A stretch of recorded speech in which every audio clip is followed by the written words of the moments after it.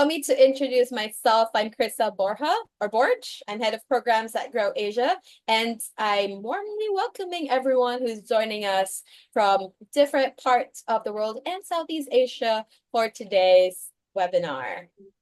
Today, we have such an incredible opportunity to explore how digital finance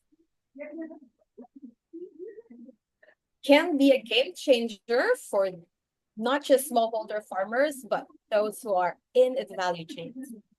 And we will explore critical role of access to financial resources, innovative agricultural technologies, and efficient digital payment systems.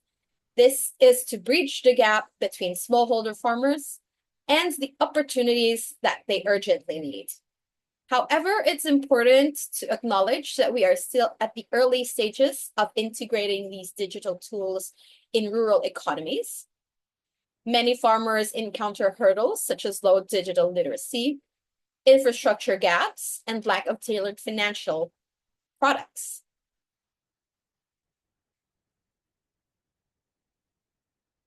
Now you can see in your screen, you can share your thoughts over the Menti, or you can use the Q&A button to also ask your questions in the duration of this webinar.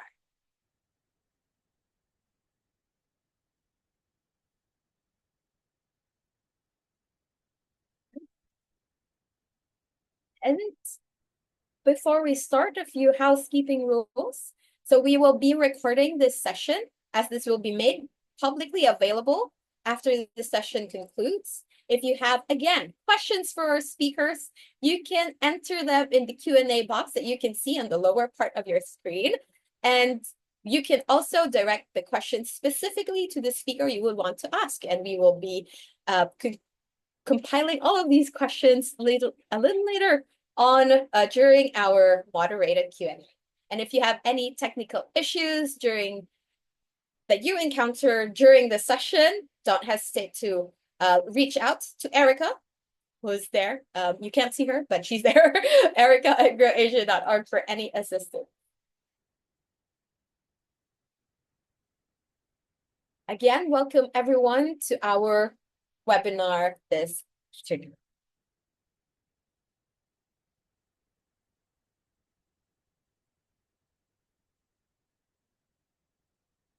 Again, you're tuning in to the Grow Asia Digital Learning Series.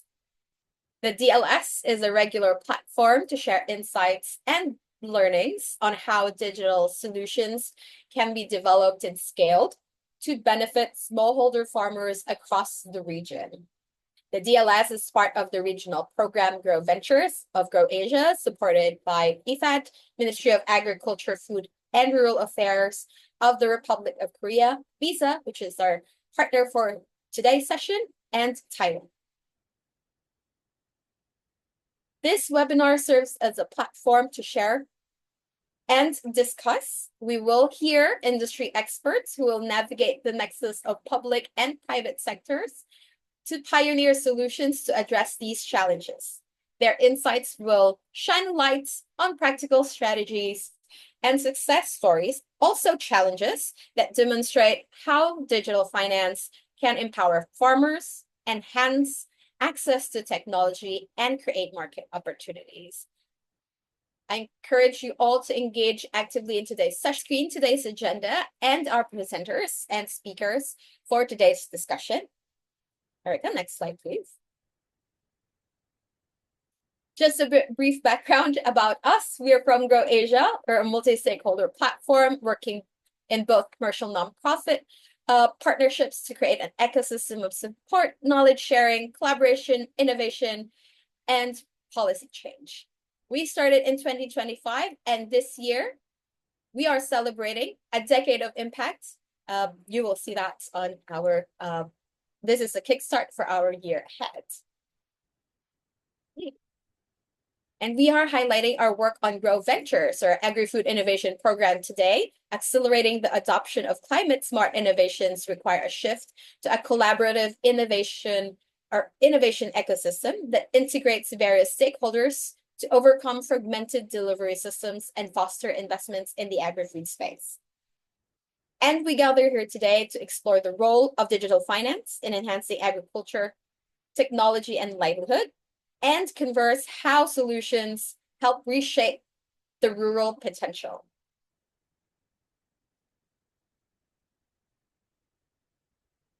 Right. Before we dive in, let's take a moment to acknowledge our esteemed discussants. You'll get to know them a little bit better. And we are honored to have industry leaders with us whose insight will enrich our conversation. Please join me in welcoming them briefly as we highlight their impressive backgrounds and work in field.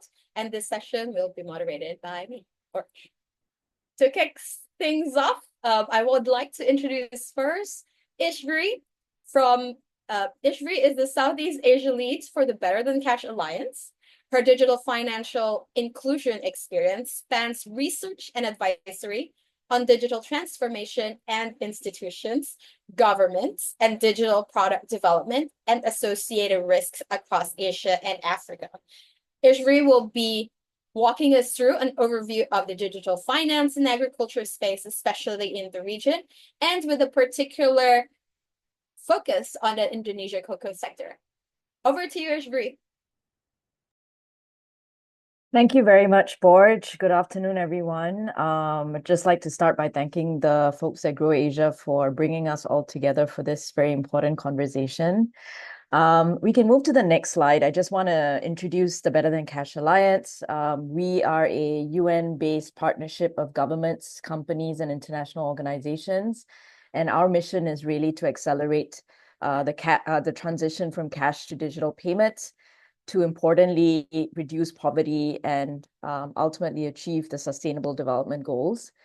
You'll see that we work across the world, across the various regions, and our partners within government and also in the corporate sector, including alliances like the World Cocoa Foundation, the Ethical Tea Partnership, the Sustainable Coffee Challenge, who represent then the largest buyers of these crops globally, are very critical to the work that we do with smallholders and agriculture specifically. We move on to the next slide. I do want to highlight a guiding principle for us, or guiding framework, which we call the UN Principles for Responsible Digital Payments. As you all know, the world has changed with regards to digitization and digital financial services since COVID. There's been a massive proliferation of services and products in the market. We think that this is great because this means that digital financial services could be made accessible to more customers, including lower income ones. That includes smallholders, of course. But what this framework also acknowledges is that with every sort of growth comes risks, which are extremely important to mitigate, and which is critical for our mission in leaving no one behind, including smallholder farmers. So this has been a guiding framework for our work, and we think it's really important in also building trust in digital financial services broadly, especially for lower income customers and customers who are being newly exposed to digital financial inclusion, including farmers and women in the agricultural sector. So I'd like to then move to the next slide to also talk a little bit about, what is our focus and how do we see digitization of agricultural value chains and payments specifically, but by extension, broader financial services as bringing impact to farmers. On this slide, you see how the alliance really works. But if we move on to the next slide, this gives you an explanation of what exactly do we mean by meaningful impact. Ultimately, we can digitize cash to digital payments. We can open accounts for smallholders, but how does this actually impact the lives of smallholders in a way that delivers also maximum benefits for them? So I think the first one is really around advancing financial equality for women and youth farmers. We see a gap broadly, whether it's in agriculture or not, but in lower income segments, we see broadly a gap in access to financial services for women. And we find that digital payments or solutions could potentially scale both access and use, provided that they're designed in the right way. Secondly, we see the interest that companies have in sustainable value chains, certified value chains, and the living income agenda being also advanced through the use of digital payments. As you know, digital payments can be instant. They are definitely more transparent than cash. And with the data that we are generating through digital payments, we then can provide a broader suite of products and services, including credit, insurance, as well as savings and pension for smallholders. And this access to this broader suite of products is really critical when we talk about some of the emerging risks that hit our smallholder farmers to a much bigger scale, including climate change, where smallholders need to build their resilience and also find ways to adapt to the changing climate. And last but not least, agriculture is important because it is fundamental to ensuring food security. And this is ultimately tied to ensuring that farmers remain productive. All over the world and in several value chains, we see concerns and challenges around maintaining productivity.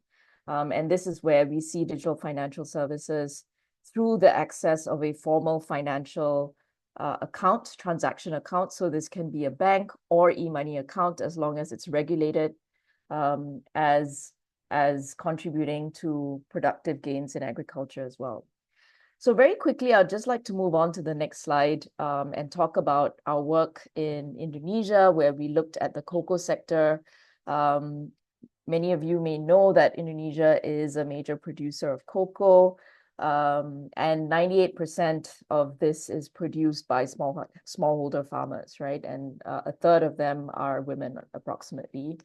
And the major growing regions in this country are Sulawesi and North Sumatra. So we really focused our work in the island of Sulawesi, where 70% of total production actually happens. Moving on to the next slide. I think we looked at this problem of digital payments, or how do we actually provide greater access to digital financial service in this value chain from two different ways. From the perspective of companies, there was already a lot of interest to digitize crop payments because there was a recognition of how digital payments support transparency and the certification process that many cocoa companies are interested in. But we also know that we need to demonstrate the value of digital payments to smallholders themselves for there to be buy-in and acceptance of this product.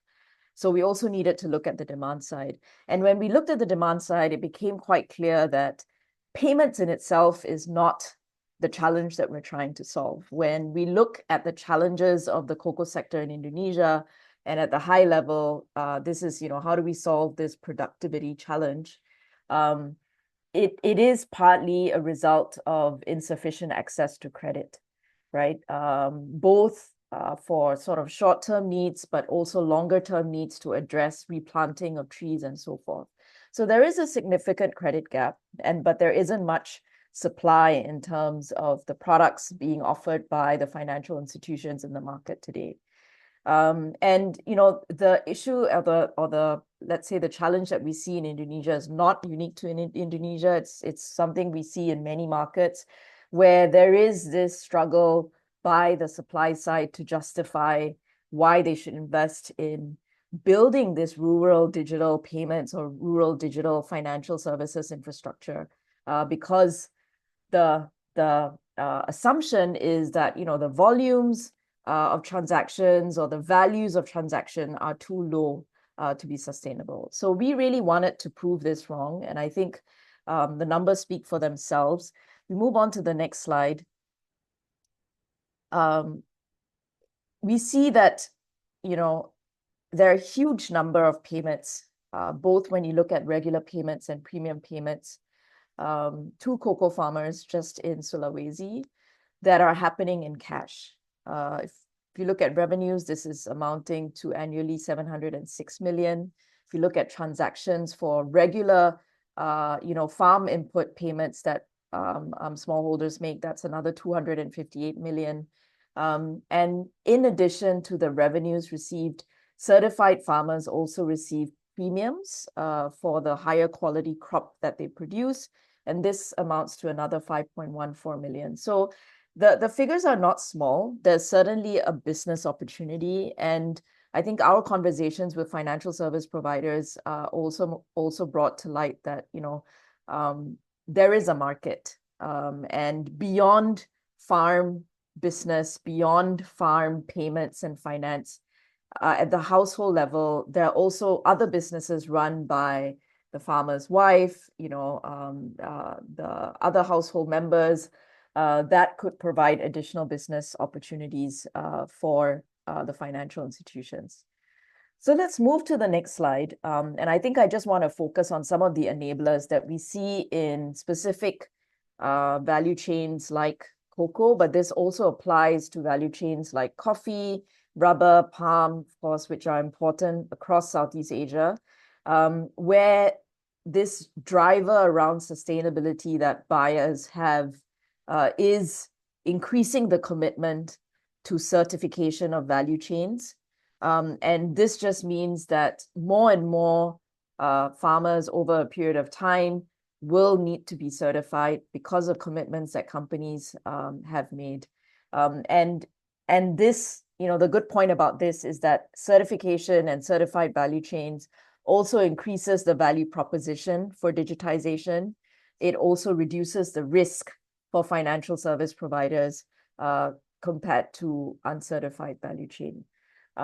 So I won't spend too much time. We go a lot into this detail. But what I want to mention in the report, so please have a look at it. But what I want to mention is that in certified value chains, companies are also collecting vast amounts of data on farmers, on smallholder farmers. In addition to this data that's being collected, as payments get digitized, more data becomes available. And what data actually allows for is an ability for financial services to then mitigate their risk, lower their costs. And ultimately, what this achieves is then helping to scale this product and service to more and more farmers, which is what we like to see. So I just like to move to the last slide where I'm really speaking directly to financial service providers who are hopefully in the audience as well, because we really do need your help and your interest in these value chains, because you are critical actors that are providing, who have the ability to provide the right type of product to smallholder farmers. And I just want to reiterate here the point that I made earlier about the fact that, there is a market, there is a business opportunity. The numbers are not small by any means, and this is just looking at cocoa in Indonesia, in one island of Indonesia, right? So just imagine what this means in other similar value chains. And beyond digitizing payments in itself, over time, when trust is built, both the farmers as well as ancillary actors such as traders in the value chain can be onboarded, can be cross-sold products such as credit, savings, insurance, which then provides an expanded business opportunity for financial services and also makes the ecosystem more sustainable. So with that, I'd like to conclude with my last slide, where there's also a QR to the report, which goes a lot deeper into some of the things that I've said, and I encourage you to have a look. Thank you very much.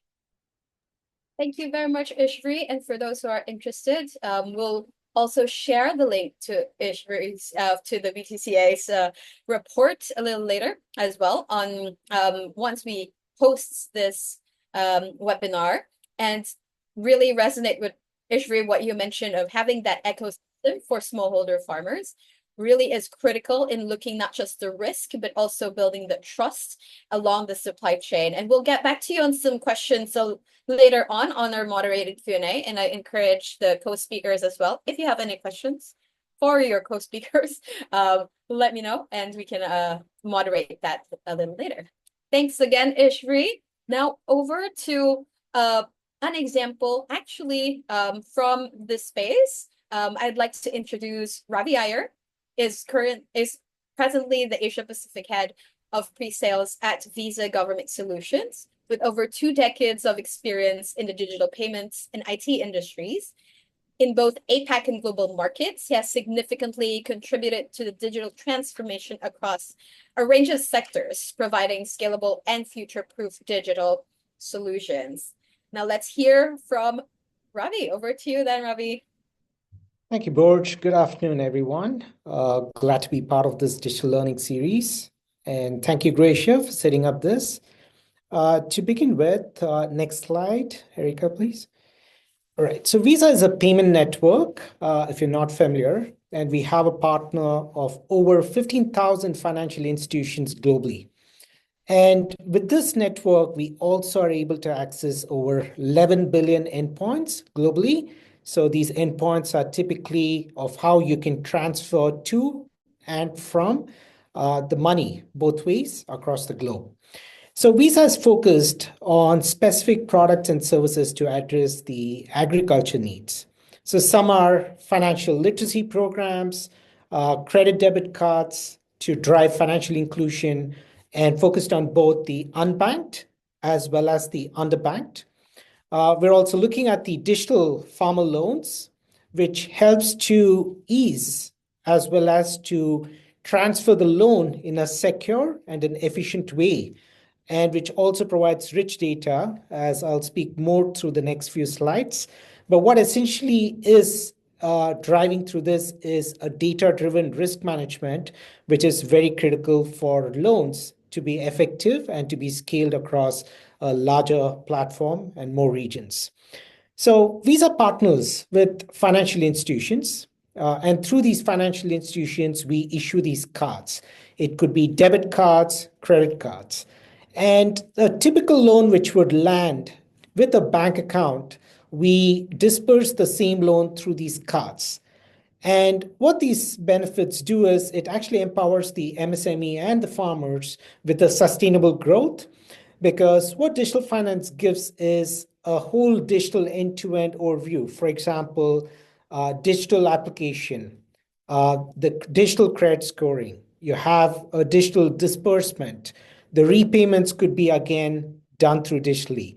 Now, all the system leaves a footprint which helps the farmer to build a credit profile. Now, you'll see that the credit profile is at the center of any loan or any credit where a financial institution is making critical decisions. So, and the card enables you to build that footprint and the profile as well. Now, not only that, is a farmer would want to be having a cash flow statement, a better accounting process. Now, a card gives you an end-to-end view of all these transactions. Now, also, more importantly, is to have a control over expenses. What is being spent, potentially driving up to accountability and set up a P&L, which a lot of farmers may not be actually tracking on a regular basis. So from a financial institution perspective, I would like to highlight a few of the factors that significantly influence the role of agriculture finance for them. So firstly, financial inclusion. So it could be through training, it could be through community groups, it could be through focused efforts through government or cooperatives. Financial inclusion becomes the stepping stone for everything that can fall through for a digital finance. Risk management becomes at the center of it. So how does data of a farmer, including land records, crop, satellite data, which a lot of ag techs are doing, are very critical again for financial institutions to make these decisions. Now, but most importantly, a bank or a financial institution to go digital, they're looking at how does it drive efficiency? how does it potentially reduce cost in both sales as well as operations? And all this leads to a smarter, data-driven decision making. Either it could be loans, or it could be into what crop, what region, or which, how to scale and enhance the credit portfolio of a financial institution. So given that, I want to share a few products that banks potentially are using and are investing into scaling the digital finance. A lot of you are familiar with mobile banking apps. The platform is also extending into digital credit loan platforms where the end-to-end process is through digital as well. Blockchain is a very effective tool, and Visa has worked with few partners to drive blockchain-based funding as well. Agri-tech at the core of this whole digital finance. It's about data. And then finally, insurance. How does the risk management tie into products like crop insurance and other forms of machinery insurance that the farmer as well as the financial institutions are protected? Next slide, Erica. So with this being said, let's pause and see what are the benefits by going digital. Now, a loan to a farmer could come from a government, it could come from a financial institution, or they could be external funding providers. But one lens, if you look at a funding provider, is they all need more visibility into where their funds are being used, so they understand the risks that comes with it, and also to manage these risks better. Now, there is also how do you reduce misuse of funds? Now, when you disperse through cards, you can actually control where the card is being spent and where the card is restricted to be spent. So there is a big reduction in terms of the misuse of funds and lower operational costs, as I was talking earlier. Now, when we come to the financial intermediaries, why should they go digital and why should they finance it through that method? It's more revenue stream. Now, when you go digital, there are additional revenue streams for the financial institutions. Now, not only that, operational and sales cost comes down significantly as well. Now, through digital, you can upsell, cross-sell products, which essentially deepens the relationship for both the merchants as well as the clients. And if you look at the bottom section, this is on a similar note, you will see how cards can also help the supply chain by improving the cash flow and to secure the transactions across the supply chain. Now, what is indicated here is a typical, it may not apply for all the crop, but in a generic way, there are 3 levels of supply chain. So the same dollar gets rotated across these 3 levels. And we consistently see that there is a cash flow for either working capital or other requirements that all these key stakeholders would need. And that's where the card comes and solves a significant way of reducing the cash flow requirements, as well as to have an immediate way to spend and pay later. So with this being said, I want to highlight a couple of case studies that Visa has done across the globe. And to start with is Bangladesh. So Visa worked with a partner bank called BRAC Bank, and we rolled out Smart Farmers Credit Card. Now, the card also came with select training materials, so the farmers get to understand what digital finance is about and what are the key benefits to them. So this is targeted towards a financial inclusion program of over 2 million cattle and marginal farmers. Now we see these farmers exchange over 12.7 billion US dollars every year through the sale of cattle or other transactions. So the goal is to issue these cards and reduce the cash, because cash did bring into issues of loss, theft, fraud, and potentially digital alleviates all those issues as well. So moving on into Cote d'Ivoire and a little bit onto the cocoa. Cote d'Ivoire produces over 40% of the world's cocoa. And one of the significant challenges was, again, cash, because farmers had to travel for a certain distance to sell their produce and travel back with cash, and there were targets of theft. And to solve this, as also provide transparency, Visa partnered with a local digital wallet and with the Cote d'Ivoire's government as well to issue cards to all these farmers and have this entire ecosystem accountable through the card transaction. So the transaction was digital and every step of the cocoa journey was made into digital. So which drastically impacts every farmer, and they don't have to deal with cash and deal with any of those theft related issues. And finally, something closer to Singapore, where I'm sitting, is Vietnam. Now, during COVID, Visa and Vietnam's e-commerce and digital economy agency, we partnered together and we looked at how do we accelerate the adoption of tap-to-phone technology. Now, what this technology means is a farmer has a smartphone, and this technology converts the existing smartphone into a POS terminal, or in other words, a payment acceptance terminal. Now, this technology again pushes towards financial inclusion as well as to drive cashless economy, because a farmer goes to sell this produce, and if there's cash, they have to carry the cash back, and they could potentially become targets of theft or other forms of fraud. And this cashless transaction, by using their smartphones as a payment acceptance, was able to scale and solve several issues. We do have several other key studies across the globe, but all in the concept of financial inclusion, digital finance, data-driven decision making, and finally making sure the funding providers, which are typically the banks and the government, to have reduced risk and to be able to see that lending to agriculture is easy, efficient, and scalable. So with that, I'll close my presentation, but looking forward to engaging with all of you through questions and the panel discussion as well. Thank you. Wow, great. Thank you so much, Ravi. And thanks for sharing as well some of the really case studies on the ground, how Visa had worked with different commodities in globally, especially. And you mentioned a little bit on the importance of data and how the digital footprint would potentially support the farmers. I think we'll have some of the questions for you a little later. But for now, you also mentioned something about mobile banking app. So that's one of our next speakers to highlight as well. I'd like to welcome Renan Santiago. Renan brings with him 20 years of experience in consumer sales and distribution, channel strategies and development, demonstrating exceptional performance and significantly contributing to the organization.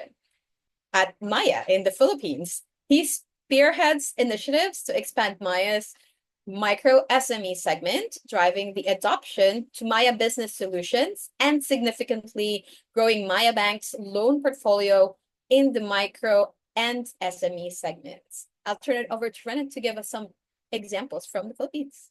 Over to you, Renan. Thank you, Borge. Thank you for having us. Thank you, Roisha, and good afternoon to everyone. Also, as Borge have said, so we're from the Philippines, and Maya is a Philippine-owned company. And just a backgrounder of what we do currently on the space of payments, of digital payments. So, as you see on the screen, we are the #1 merchant acquirer. We claim to be the #1 merchant acquirer in the country, processing about 60% of all the digital and card transactions in the country. So we're using credit card or using your digital wallet is what we are currently supporting, and transforming ourselves as well to becoming the #1 digital bank in terms of the number of bank customers that are depositing savings with us, and of course providing a loan portfolio to our base, right? So we live we primarily function as an ecosystem play in regards to addressing the pain points of our customers, at the same time our merchants. We have a wide array of digital products and products that we are offering based on what the what is the need of the client. Say, for example, if you're a merchant who sells agricultural products, and then we enable you with platforms that you can use to accept payments or otherwise transact with your suppliers. We provide you banking services, not only your access to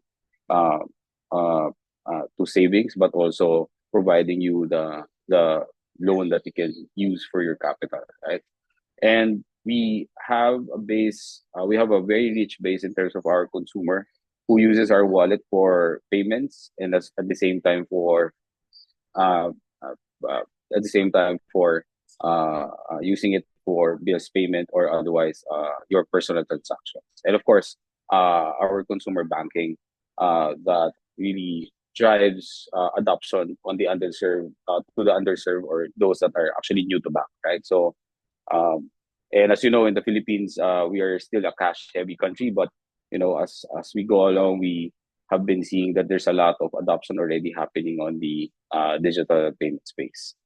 The next slide will show you that in our segment, we are consciously looking into the last mile, basically providing cashless payments or digital payments to uh, the vendors or the merchants that are actually selling agricultural products, right? So, and it's not only on the last mile that we enable, but we also enable the suppliers and of course the farmers using through our digital platforms that they can actually use transact, whether it be you're sending money from one point to another or otherwise buying your products within the app.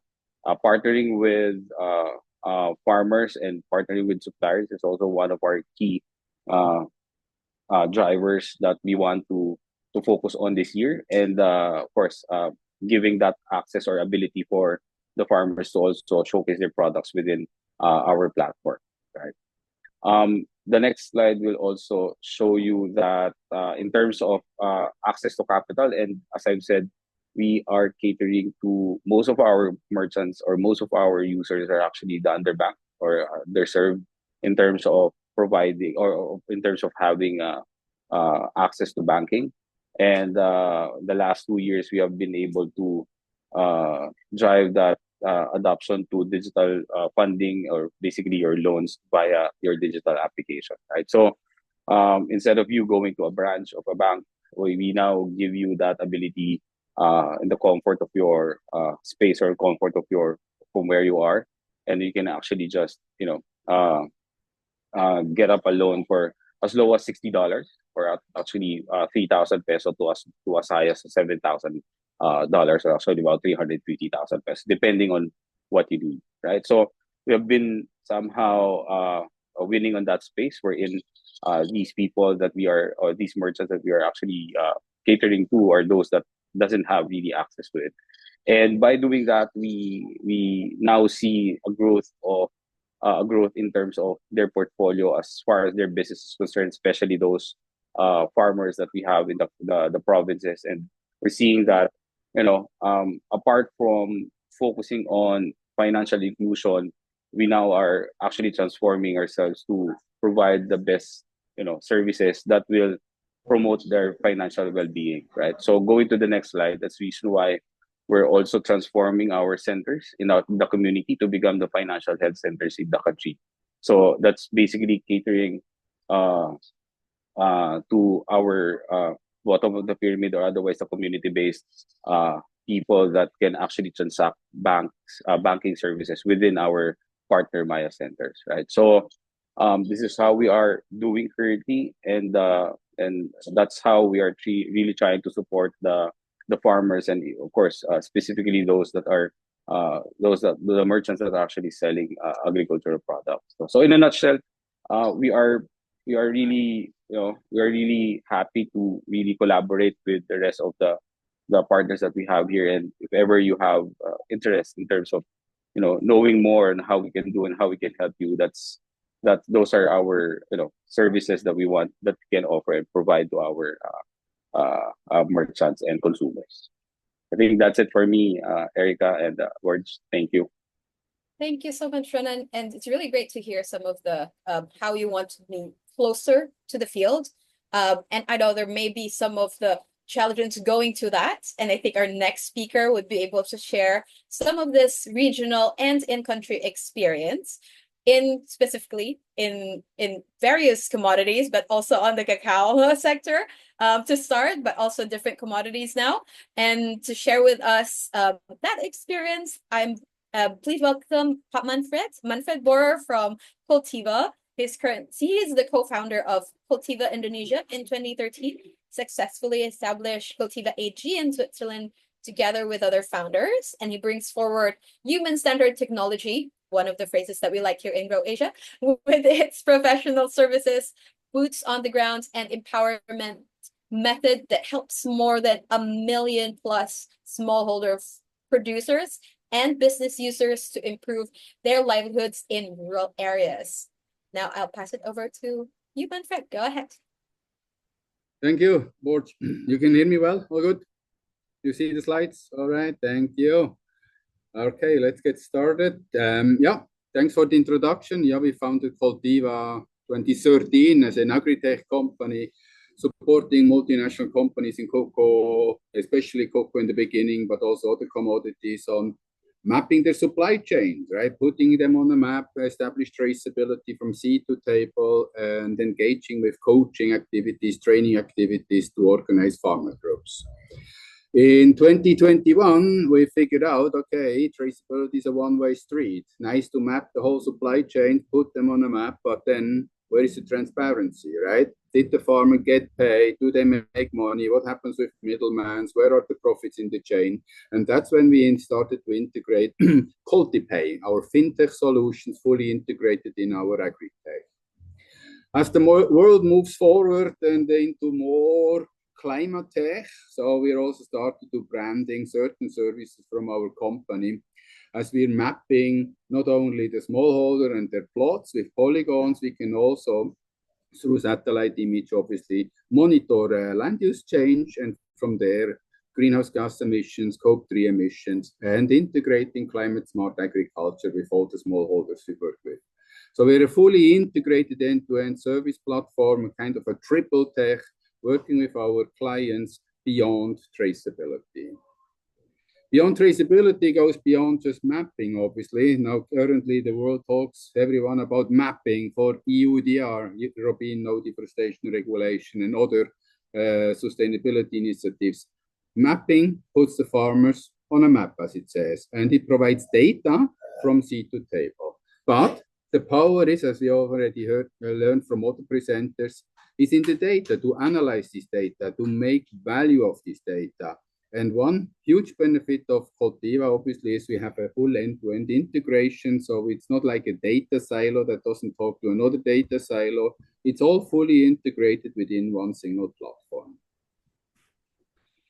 Financial inclusion, topic of the webinar. So we've released the Cultipay in 2021 as a wallet integrated into our smallholder application, the Farm Cloud, Farm Gate for the traders, and Farm Retail for agri-input shops. But it's more than just a cashless wallet to pay some PPOB for insurances or crop insurances. It's also for a premium distribution, so fully transparent distribution of cash from the final buyers through cashless distribution directly to the smallholder farmers instead of cash handed over by bags through the supply chains from processors to traders to middlemen, and then hopefully eventually to the smallholder farmers. We've also fully integrated, obviously, loan repayment systems and loans that can be applied directly by the smallholders, either through the Farm Cloud application or supported by our extension services. A small case study, so we're working currently on providing smallholder farmer loans, agri-input loans in the cocoa sector. Here, one example in Aceh, where we work together with Abler Nordic, but we also work in coffee in South Sumatra and in Kalimantan on replanting in palm oil. These are then obviously larger loans, so this is just starting that new initiative. We've built the experience on rural finance on the example of cocoa, where we executed last year 624 loans with roughly 2,000 smallholder farmers we actively engage with. So it's not just a loan to a smallholder farmer we don't know. We know all these farmers by name. There is a picture, there is a full mapping of their household. We work together with those farmers on capacity building, good agriculture practice, financial literacy training, and then obviously also monitoring farm action plans to further support them to properly use all the inputs to actually achieve measurable inputs on the farm. Just providing a loan alone will not result into more trees planted or better trees planted, hence more revenue and income. It has to come as a full package, full farm service to support those smallholder farmers. We'd like to run you through an end-to-end integration of such an example here in Aceh, for example, in cocoa. So all starts with the quality trace management information system. That's the ones who pays for all those services, the big multinational clients, agribusinesses, manufacturers, retailers. They're telling us, okay, here is our supply chain. Please go out there and map all those traders, all those processes, to map the full supply chain, to put the traders on a map. Those traders, the last mile before it goes to the smallholder farmers, they tell us, our field agents, where are the smallholder producers based? They go there, they map their plots, walk around the farms, count every single tree.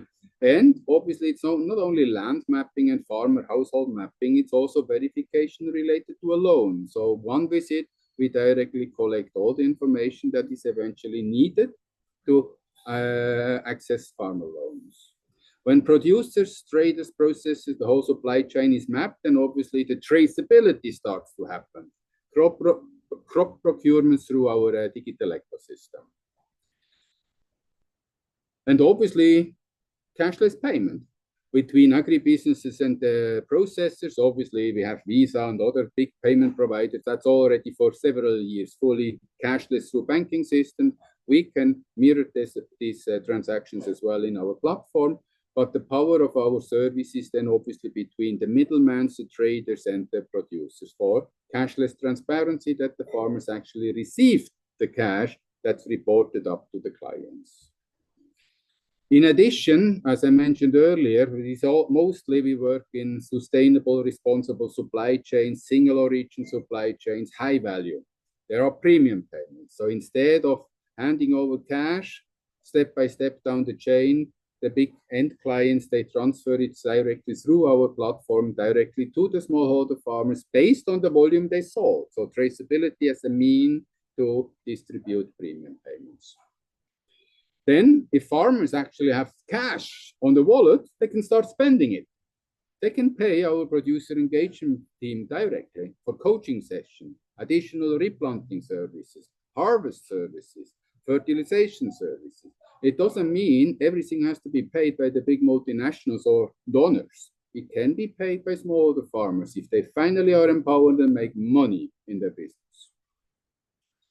With more money in their hands, obviously, they can engage with agri-input shops, buy inputs, what they need to map those shops, agri-input shops all over Indonesia. We have as well our supplier engagement team. They map, verify those shops, make sure they're existing, that they put the products into our online platform. Then they can start selling those products to the smallholder producers. And obviously, the producer can pay cashless. They can go to the shop, pick it up, or even ask our field agents when they pass through to deliver it.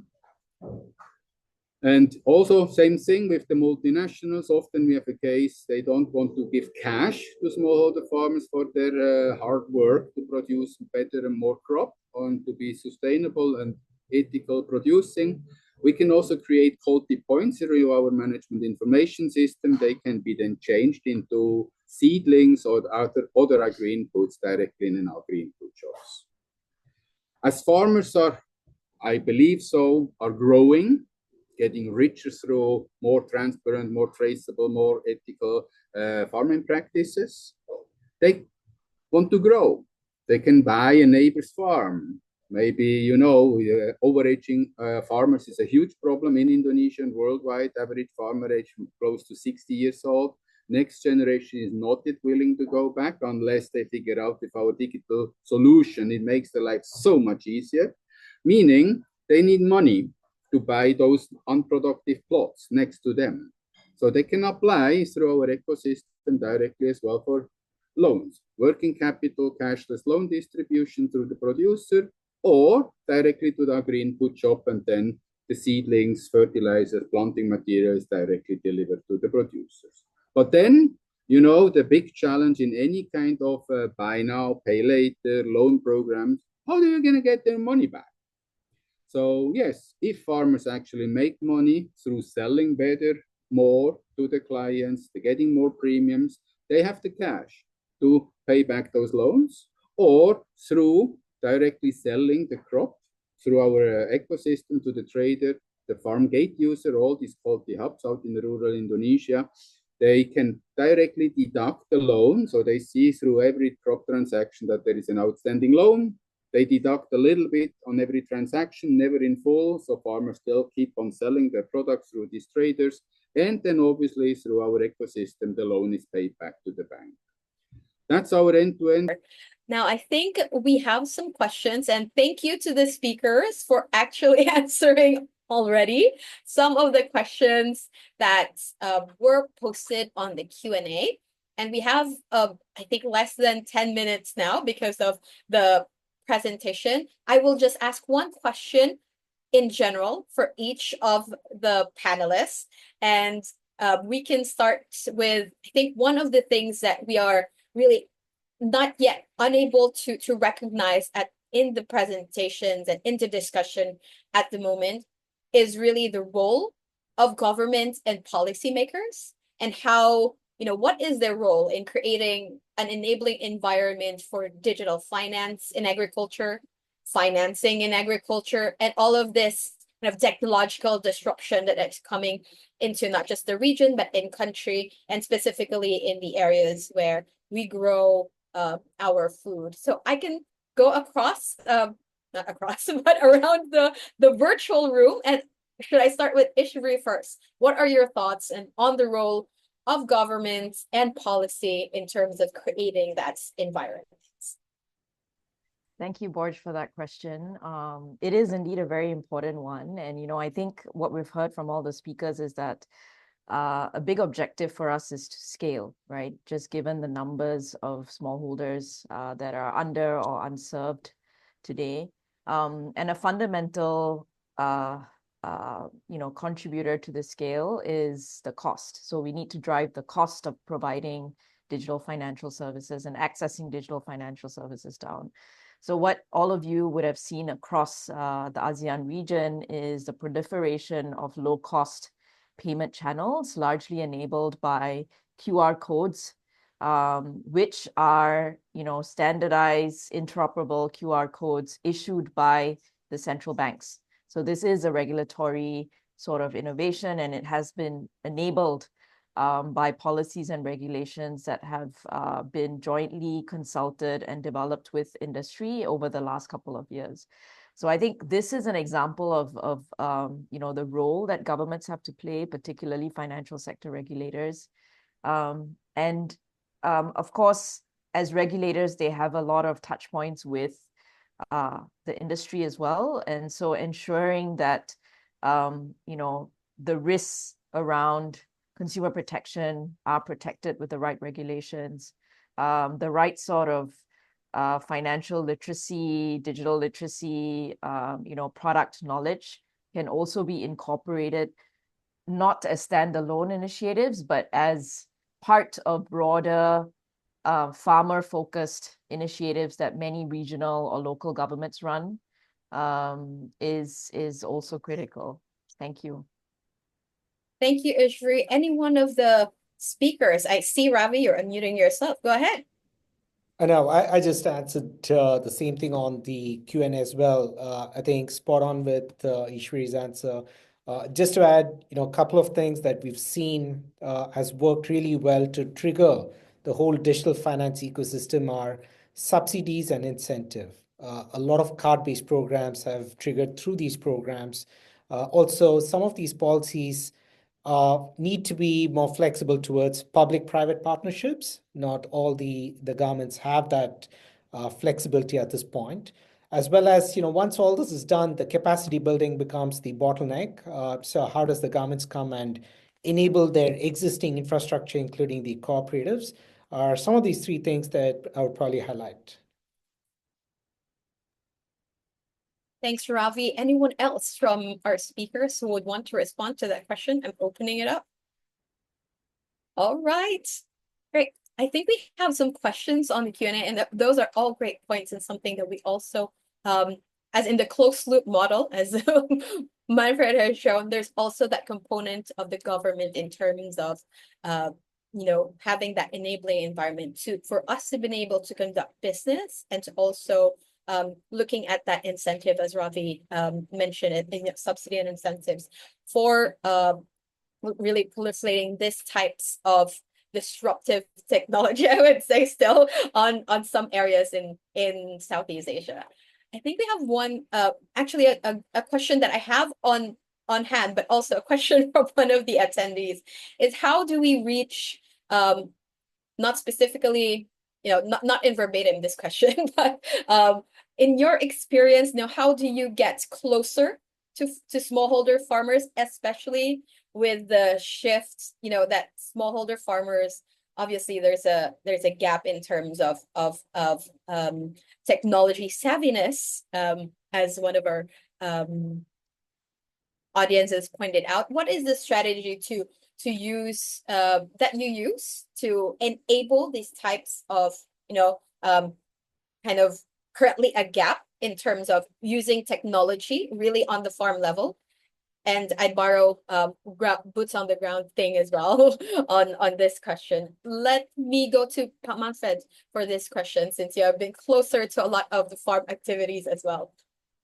Yeah, the boots on the ground, that's key, right? So that's what we learned like 18 years ago, 19 years ago, when I just started to work in Indonesia, right? So nothing just changed, right? Giving a smallholder farmer or send an SMS with a link to an application, download it on your smartphone, and then hope that they will start using it and eventually start register themselves to make financial transaction. Keep on dreaming, won't happen. So it needs boots on the ground engagement, going there, walking there to these farmers, go to the field, work with them, and hands-on engagement. So that only works, obviously, it's integrated in a closed loop ecosystem. I don't think a fintech on its own has the money available to spend time to go there just for the loan. We don't see that much happening. It's been tried. It's seldom worked out. If it's integrated in other paid activities within supply chains, fully end-to-end inclusion where different parties pay different services, integration with agri-input providers, with financial institutions, and also with the off-takers. So costs can be shared to finance the boots on the ground. Because in the end, someone's going to go there to help them register. Try to get yourself registered on one of those financing solutions with taking pictures and the ID scan. We have so many, oh my goodness, we have to hire more help desk staff just to get farmers doing it who try it on their own. It's not that we have crappy apps, it's also with other APIs we integrate from our financial gateway service providers. So it needs someone to go there, meaning through a farm mapping effort, you say, okay, by the way, did you download the new app? Okay, let me help you to get on to the app. Okay, now, here we go. Next time you go selling your cocoa, you will get cashless payment on the wallet. I help you to install. And it's all paid through an ecosystem, because it won't be paid with a 5% margin on a smallholder loan. Impossible. So it needs the boots on the ground that are in the field working across the supply chains. Thanks, Manfred, for that example as well from your experience on the fields. And I want also to ask Renan on this, and how will Maya know from your model that there is, interest, and excuse for our audience for a little bit over time, but Australia usually have this a little bit of overtime on our end, but we have really, really interesting questions. But for Renan, how do Maya's plans in terms of, I know there's a focus on SME, that middle part of the supply chain. What are your plans in going into the actual fields, and how do you navigate that here in the Philippines? Yeah, thanks, Borge. So actually, I agree so much with Manfred that there's really a lot of challenge in terms of making them first aware. Second is teaching them how to use it, right? So if there's also a benefit of them shifting to a digital payment, right? So because they're used to they're earning money already in terms of cash, right? So but it's really making them realize there's really a lot more opportunities if you shift, right? So providing them access as well to credit in terms of for their hardware is actually a key.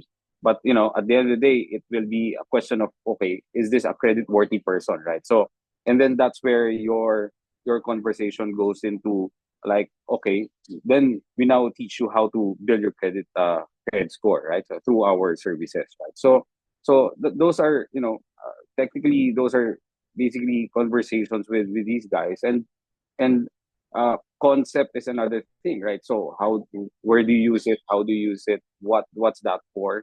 It's very important that they understand, especially when they just know how to plant and of course sell it, right? So yeah, we have to be very very critical about it. And then the third one is pricing, right? So uh, in that space you have a very little margin, right? So if these guys are going to be charged with cost by using your product, then definitely they won't do it, right? So that's why we have a very very conscious effort in making sure that we price our services very good. In fact, we are actually offering most of our services for the MSME for free, right? So that they'll be able to really adapt and see the benefit out of really shifting it to digital, right? Yeah.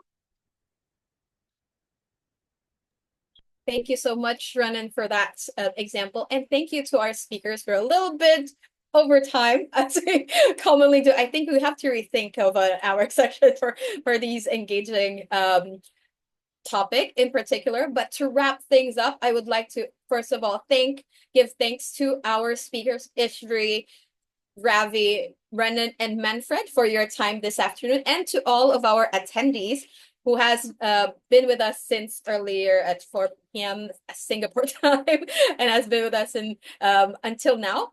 But just to close and highlight some critical points that we have heard from our speakers today is that reaching farmers, there's still a need to bridge the gap between technology and farmers. It's a critical point of contacts and building that capacity along the way. And this involves not only giving them access to digital tools, but ensuring that digital literacy and addressing infrastructure limitations through possibly some of that enabling environment support. There's also building trust, I would say, that I got from the speakers today, particularly providing protection and trust. Building the trust is paramount when you're dealing with not just smallholder farmers, but SMEs along the value chain, to make them feel confident in doing these financial transactions, especially converting from a cash base to a digital base in terms of transactions, and protecting them from, I would say, another topic, protecting them from potential fraud or exploitation along the way, some of those risks that are inherent in this type of technology. And there's also that innovative solutions are needed to assess creditworthiness and to enable really that improvement, not just on the farm level, but across the value chain, no matter the commodities would be, especially for the farmers that lack informal financial records, as Ravi pointed out earlier. It's and Ishri as well, something that smallholder farmers would really benefit in terms of having formal financial records to take note of their creditworthiness and for them to enable to become entrepreneurs and businesses themselves. And there are alternative data sources and models that could play a significant role to that. And on that note, I would like to, again, thanks everyone for joining us today. We will be back in a series similar to this in the coming months for the next year. Again, this is Borch from Grow Asia, and we thank you all for joining our digital learning series today. And thanks to all our speakers. Have a good day to everyone. Thank you, everyone. Bye. Bye. Thank you. Bye bye.